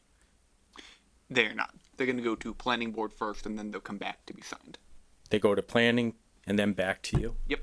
Okay, we were confused because we were told you were gonna sign them tonight because they're really going to planning is, Yep. A So formality? it says that they're going to be signed tonight in the packet. That is incorrect. So they'll go to planning, be reviewed there, then come back and be signed here. okay. All right, yeah, because planning doesn't really have to act on them, so if planning board doesn't act, they'll come back here and they'll still be signed? Yeah. Okay, Is there a reason why we can't sign them first? Because it says something with planning has to correct or? Because Fiona told me no, and she's the subject matter expert on this. She's left the house, so we can't ask her. yeah, that wasn't our understanding. Our secondary expert, Okay. Mr. Robbins, if you want to approach. Yes. Yeah, since Fiona is not currently participating in the meeting, it's a procedural requirement that a roadway acceptance has to be forwarded from the select board to the planning board. The planning board submits a recommendation which brings it back. It's the procedure that is basically laid out by requirements of the law. Mr. Chair, May I ask a question? Please. Can that happen at your next meeting? Tentatively, it is on the agenda for the planning board's meeting next week. All right. So that still leaves us with that if planning board doesn't act on them because it's a 40B. For a point of clarity, the planning board's recommendation is essentially advisory in nature. Yeah. That, Correct. So a report from the planning board is required by the process. The content of that report is, I don't want to say completely irrelevant, but it is, I can compare this to a previous 40B road acceptance that came to the planning board. The planning board discussed it, and the planning board basically forwarded a letter that said the planning board has no position for or against that. I won't predict the action of the board. I'm chairman of the board, the planning board. Yeah. But I won't predict the board's action. But it's fair to say that the board will, whenever the board reviews this, and it's like I said, tentatively, it is on our agenda for next week, Monday. That the board will forward its letter back, and I don't think there's any action the planning board can take that would kill this. Agreed, but if you come back with the same determination that you did for the other project, then it comes back It will to go forward. the select board and then you sign? Okay. Yes, it just, like I said, that's part of the process. Okay. Can plan. we, could we make a motion to refer to planning board and at their time of next week of referring back to us, then it's done? Or do we have to wait 2 more weeks, come back, take it up, agree to it, and then sign it? I think what I'm hearing is you'd like to have this done tonight, Yeah, I'd like to get. which I don't think we can do. Okay. But based on the procedure. Yeah, but I don't recall how the process flowed the last time we did this with the 40B, but I think it just came back to the select board, and then the select board proceeded to act on it at the very next meeting. Yeah, if I recall, that was what we did. Okay. I don't think we can sign them tonight just procedurally. It's, again, we're required to receive that endorsement from the planning board before moving forward. But, Okay. with them meeting next Monday, and then we'll meet the 4th, we can do our best to make sure it's on that agenda and that they're signed off on that night. Okay. I appreciate it. Do we have to Thank take you. a vote to sign it? Or can we just sign it? I don't believe there was a vote last time. I believe when it came back from the planning board, it was just there to be signed, similar to the signature package. So I asked that, so if the planning board Does it Monday? gives it their blessing, Gives it the blessing then on Monday. we could just stop in the office and I'll sign it. Yeah. So you don't have to wait till the 4th. All right. That's why I'm True. That would be asking. wonderful. If it's a big deal, Tim, I don't know if it's a. Well, to some people. Yeah, we're happy to come in and sign it if Yeah. that You know what I helps mean? you guys. If That we would don't be need a wonderful. vote, we Yeah, can just we come could in and just sign move it. along faster. Just make Right. sure, Okay. leave it You'll in the Board of Selectmen's office. Okay. You just want Or to double select check board with office, Evan as to what the process is. Yeah. Evan knows a little bit more about the details of that process than I do. Okay. Yeah. I know All right. it more from the planning board's perspective. Okay. Very good.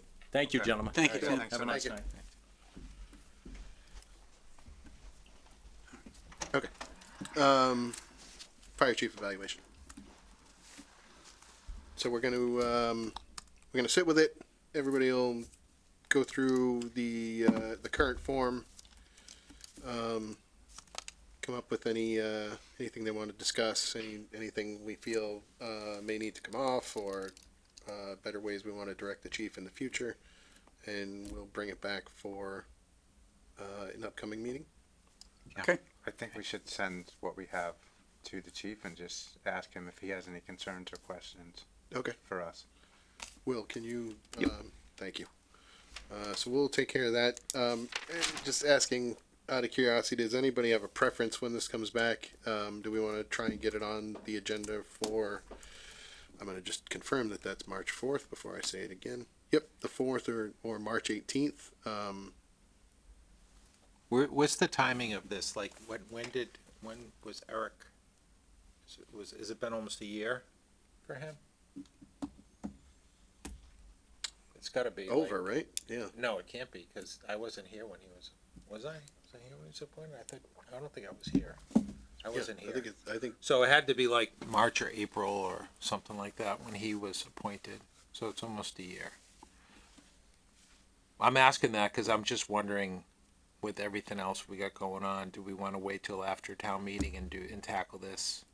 We can do it now, but I'm just, if, I was actually thinking that I was gonna, I guess, bring up the idea that we just pass this as is, move forward with the process so that we can move through it and give him whatever direction we're able to, but then have a longer term view of just improving the information flow that we get from him on a regular basis through the weekly updates and the quarterly updates, and look to revamp it if we need to again next year. But I'm pretty happy with the current one that we have, and you know, we're gonna have some information gaps, but that's okay. Yeah. As far as I'm concerned, you know, we're moving through this the first time. So. okay. Yeah. So more or less keep as is, and everything we discussed here is future consideration. Yeah, and all, it's sort of any additional adjustments in terms of the information that we're getting in the form itself.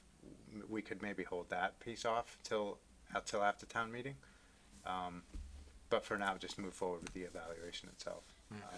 And I think if we can, maybe have a couple of discussions with captains or lieutenants or whatever, that would help, I think, for me, fill in some of the gaps that I would have currently with this form. Okay. In So- a way that I'd feel comfortable with it. We can send the form to the chief, have him review it, flag anything that he feels needs to be discussed, and also float the idea of meeting with members of the department from Yep. different houses and see how that goes. Yeah, absolutely. Okay. Yep. Great. So yeah, we'll just once we have some of those answers, we'll throw it on an agenda and get back to it. Okay. So speaking of the chief, we need to pick two people to represent the board in his contract negotiations. This is our next agenda item. I'll help out. I don't mind doing it unless somebody else, well, we have two spots. I'd be interested in partnering with Craig on that. Okay. If the rest of the board's amenable to that.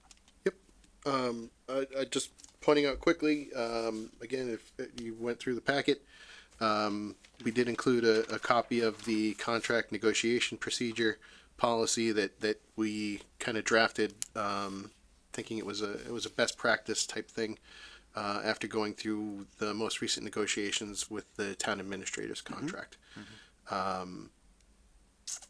Evan had spoken about this before, and should the need arise, he can put you in touch with town labor council, and we worked with Mark Terry. We had a couple discussions with him about Evan's contract as we went through it, but yeah, it's I think the policy outline is pretty straightforward. So that's it. As long as you guys are comfortable with that, and we can pick a couple people.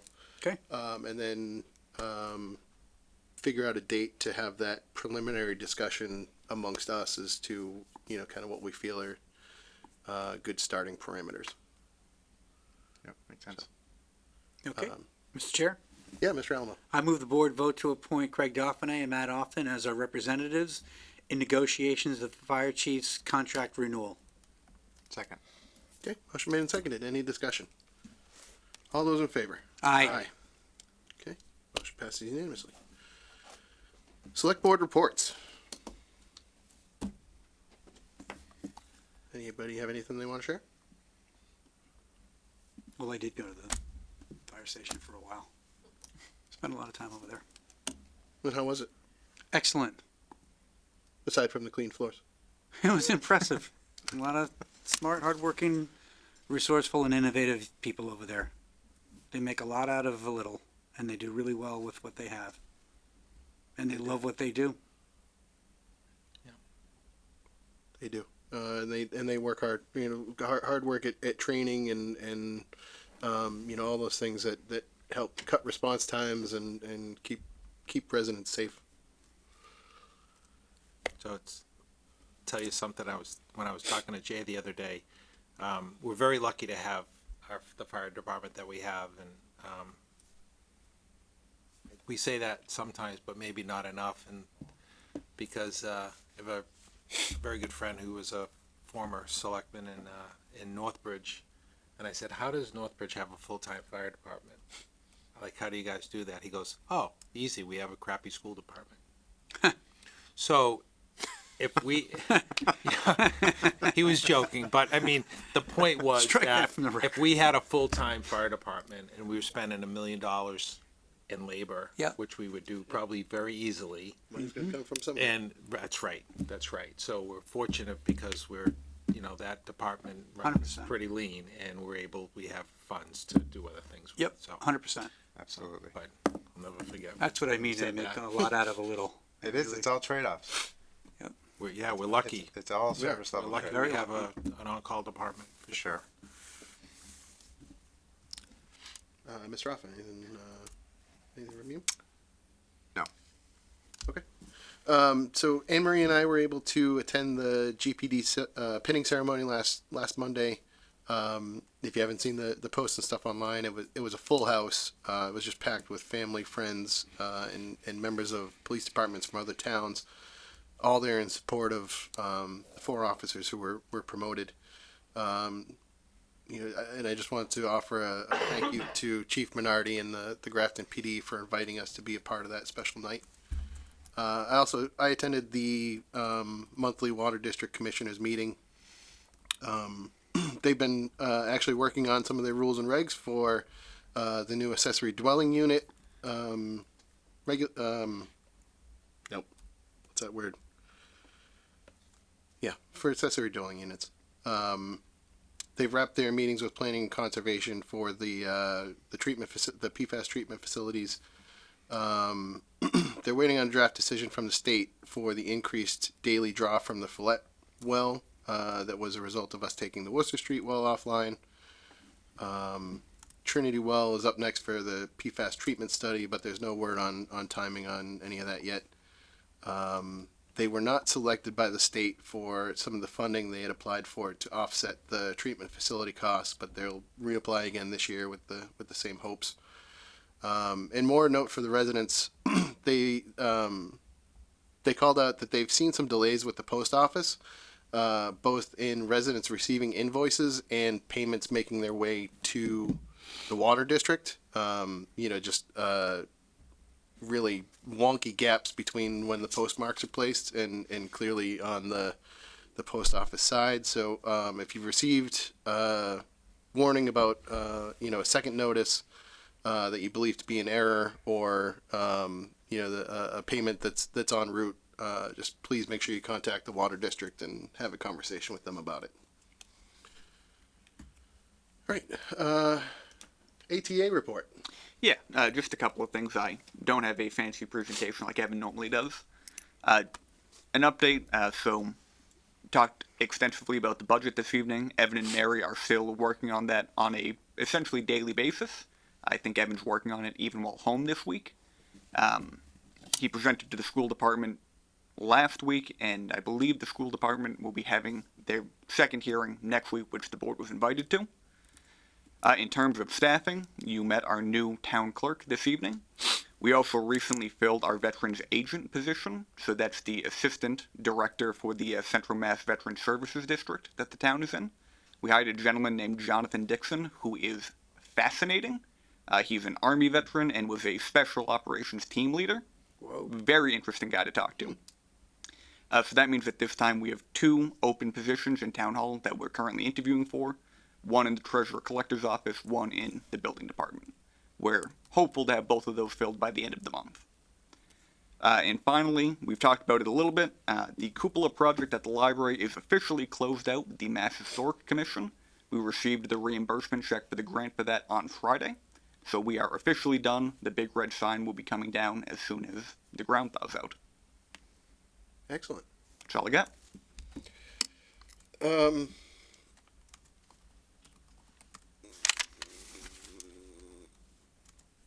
had a train and it left without me. We have spoken about the budget quite a bit tonight.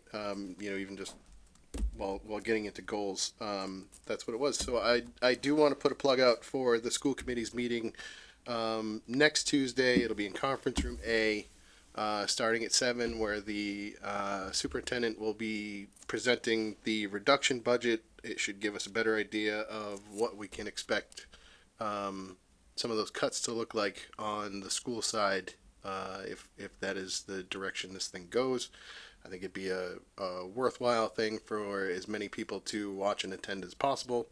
I hope the majority of this board is able to go on our prep call today. Just quickly, we are planning to post a meeting for next week in the event that we are all there and wish to partake in any of the discussions.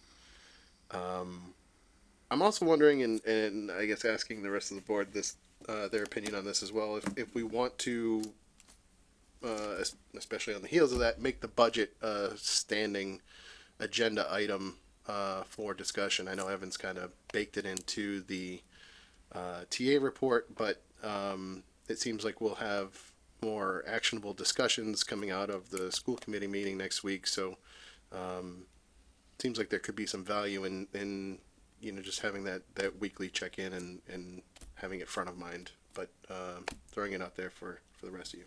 I think it's a good idea. Yeah. We're gonna need to talk about it, like it or not. Yeah. So it should be on there.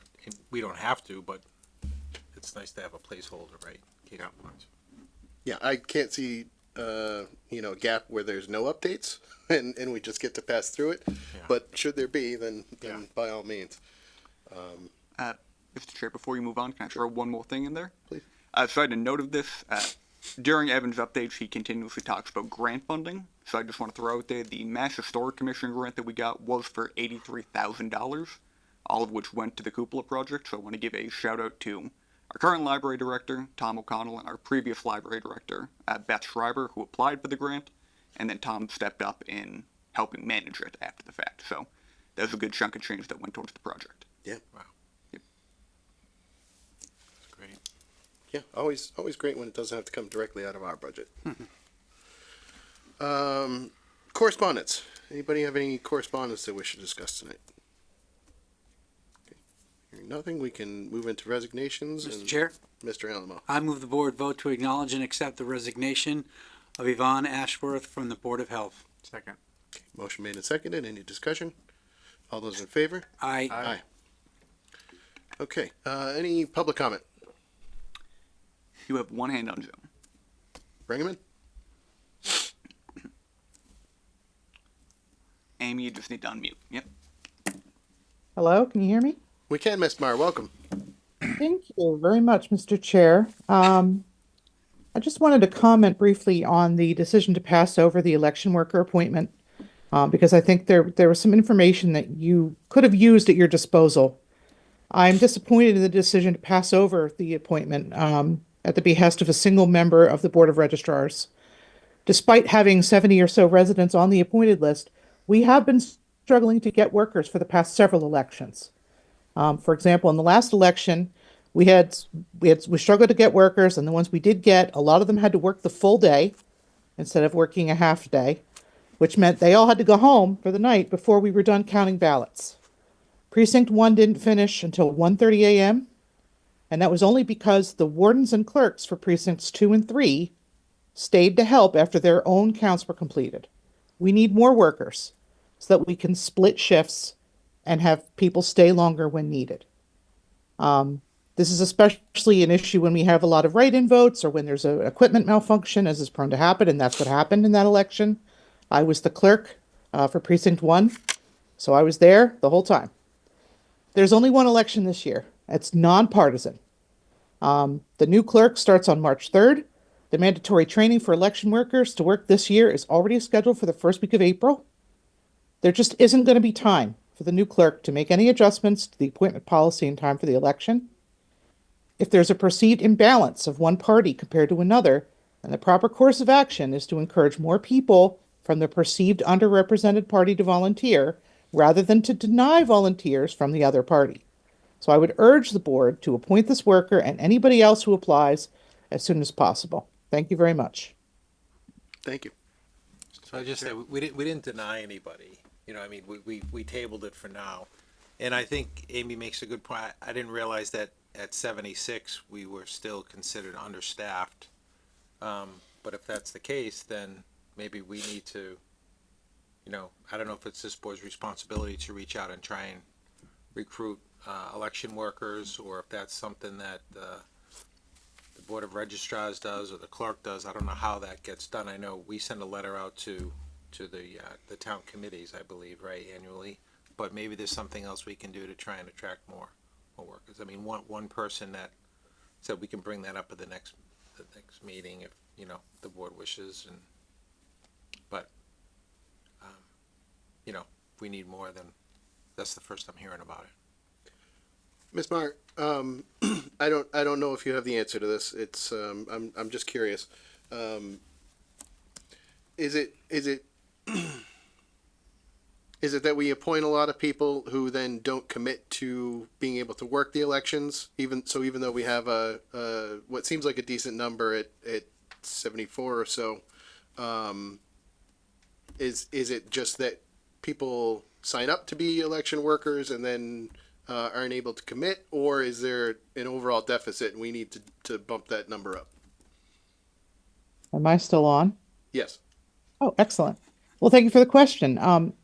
So the way it works is that election workers are recruited from the list of appointees by election. There is in no way a commitment to work every single election.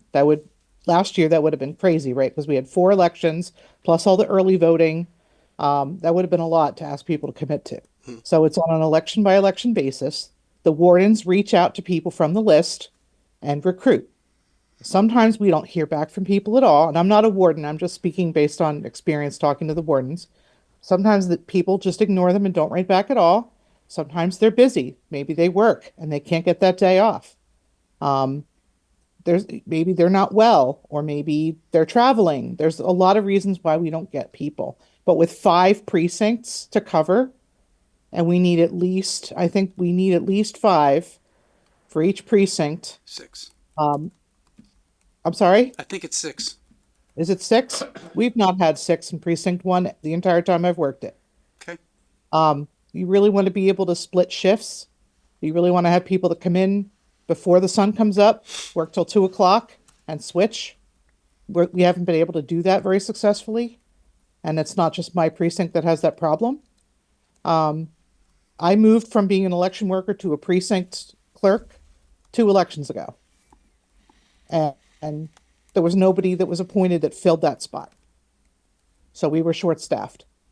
It's going to continue to be a problem because, you know, we have fewer retirees who want to do it. We have some great people who take the day off work because they're really committed to the process. But that, you know, people who are paid hourly can't afford to do that. So they might get appointed thinking they're going to be able to help, and then they realize, oh, well, this is a day off work for me. I'm not going to do that. So it's real tough. And I think the more people we have on the rolls, there's no limit to how many workers we can have. You know, the way that we figure out the balance is that there are laws that say we can only, you know, we can't have 2 members of the same party sitting at the check-in table together. We have to have 1 Republican, 1 Democrat, or 1 unenrolled, 1 Democrat. That's how it works. That's how we keep it balanced. So it's really unfortunate that some people seem to feel that there's some sort of imbalance going on. I don't see it. I've never seen it. And I hope that you'll bring this back at the next meeting and appoint this gentleman. And for the record, I don't know him. Mr. Vice Chair. Yeah, Mr. Offen. Yeah, I don't think that there was any discussion about concerns about the imbalance at all. I think it was more of a courtesy to our new clerk to give them the opportunity to sort of weigh in. Yep. It's certainly my intention to move forward with this appointment, but you know, I would like to see, based on what we just heard, a push for recruitment. particularly, we should be, soliciting members of all parties. But I don't see any reason that we couldn't ask for a specific push to beef up recruitment in that area. Because it makes perfect sense to me that we should get as many as we can to try to distribute that workload as evenly as possible to make it. Because what I heard just now was not a great pitch for recruitment, actually. So if we can get more people and it's a little bit less work on the individuals, then I think we might be, just get a better shot at future recruitment. But I do think recruitment push makes a lot of sense right now. To just reduce the burden on it, each individual across that workforce. Sure. And we currently, we voted at our last meeting, I think, to send letters to both town committees, Republican and Democrat, requesting a list as we're required to do when we staff the registrar, the board of registrars in particular. But maybe that's something we could consider. Also sending them a journal notice asking for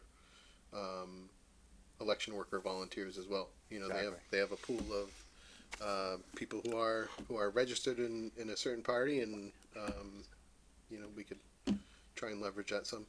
Absolutely. Mr. Chair, you do have one more hand on Zoom. Bring him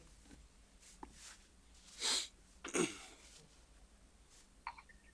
Hello, Select Board. This is Dan Fitzgerald. Hi, Mr. Fitzgerald. Hi. I wish Miss Ma was there. I could have spoken to election worker recruitment piece or any of that, and if the interim town clerk was there, I imagine he could have spoken to it too. That the number that we have now is as high as a number as I've seen since I've been on the Board of Registrars for 3 years. So we can always use more. I'm not saying that. And again, I think tonight, as you all mentioned, really was more about deferring to the town clerk. I had some prepared stuff, one of which was we've already had our Board of Registrars meeting this year. And at that meeting, in other matters regarding involvement with the town clerk, the interim deferred and said, gee, I don't want to make any decisions until the town clerk is appointed. And so, but part of what I had to say with regards to that was echoing his deference. So I was a little bit surprised. With regards to the imbalance, I have the numbers. I don't want to beat a dead horse here, but there is an imbalance. And I realized the email you got today said there's nothing in the law about imbalance. There most certainly is, and that can be a discussion for a later time. The goal is always to try to balance it out. It's a checks and balance system. So the point is well made that because we have so many unenrolled election workers, that's the tool that's used to balance out Democrat, Republican. However, that's not the ideal tool. Many people that are unenrolled lean one way or the other, myself included. So, that's not the best way to go about it. If we can get pure people of either complete Democrats or Republicans, that is the best way to go, or other parties as well.